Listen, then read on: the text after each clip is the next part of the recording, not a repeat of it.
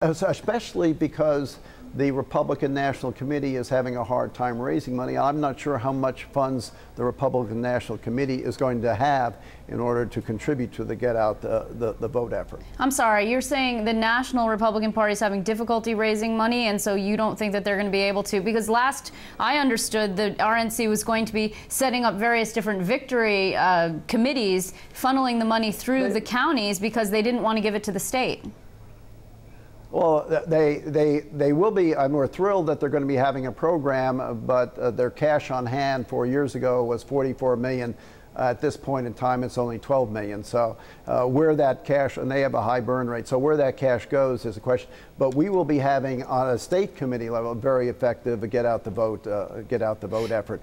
We got to have it. Look, the object is we have the most dangerous place to be come November 2nd is going to be between a Republican, a lot of the independents, and the conservative Democrats in a polling place. Our base is energized. They want to get out, and they will get out to vote. The other side is not. They're very discouraged because they see which direction the present Democratic leadership in Albany and New York has taken them. They take a look at the culture of corruption in Albany that the Democrats have fostered because they have all power there in Albany, and they say, you know, I'm not sure about this. Their base is staying home. Our base, we're going to get that out and get them to vote on Chairman, November if that's 2nd. true, and I'm sure that, you know, we have seen in various different races across the nation some indication that that is in fact the case. You've had a lot of interest from the Tea Party level, not all of the races across the nation, but some of them certainly, and incumbents are certainly in trouble, worried on both sides of the aisle. But if in fact it's true that your base is really energized, then why is it not translating into support in terms of finances for your party, either at the national level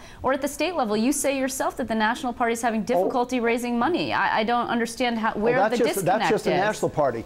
That's just the national party. Well, here, of course, we have the $1.5 billion that we raised over the last 6 months at the state committee is a record where we do not have any statewide elected official or a majority in either house of the legislature to help us.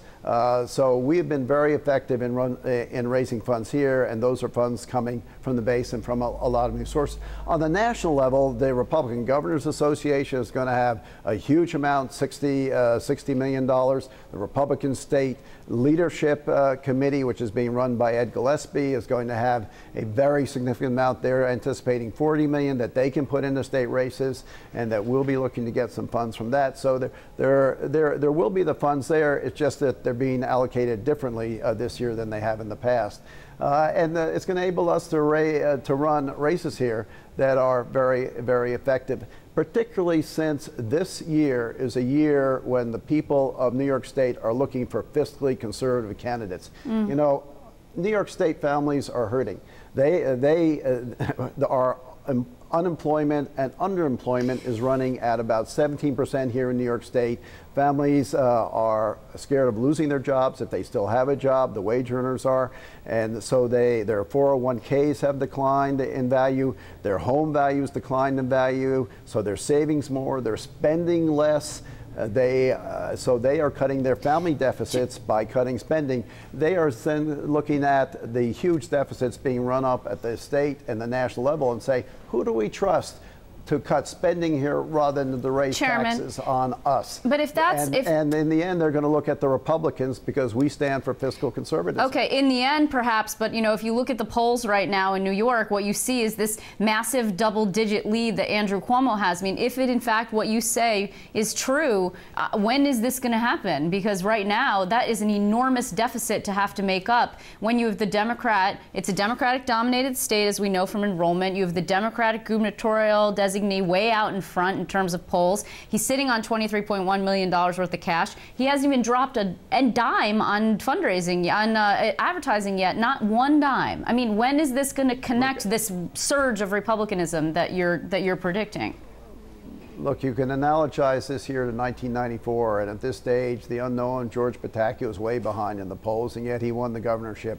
You can analogize this what happened last November 3 in Nassau County, when Ed Mangano was way behind in the polls, and yet he overcame and beat Tom Suozzi in the end. You can analogize to what happened with Scott Brown, who was way behind in his race until the last couple of weeks in Massachusetts, and he overtook the Democratic candidate and won the senatorship in that blue state. You can analogize it to what happened in 2-to-1 Democratic Westchester County, where Rob Astorino, again, at this stage of the race last year, he was way behind. But Chairman, he came from behind in the end and won the county exec race. Chairman, this is a very, Liz, this is a very different year than your normal year. I understand that, and with the exception of actually I think the Astorino-Spano race, in which he ousted this veteran incumbent, and the Mangano-Suozzi race in Long Island, in which, again, another upset by a Republican. You're talking about situations here that I don't think are analogous, with all due respect. I mean, Scott Brown, that was an open seat.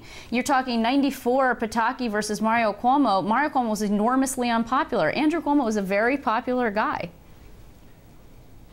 Well, yes, but the Democrats per se, he's popular as an attorney general. Attorney generals, if they do their job right, they're always popular because they're the good guy with the white hat who's going after the bad guys who they're prosecuting, and they can always get good headlines for themselves. But let me tell you, he's already dropped in the polls. The minute he started running for governor, the minute he didn't recuse himself personally from investigating the governor, he dropped 14 points in the poll in a period of 2 weeks simply because he wasn't doing the things in the right way as Attorney General.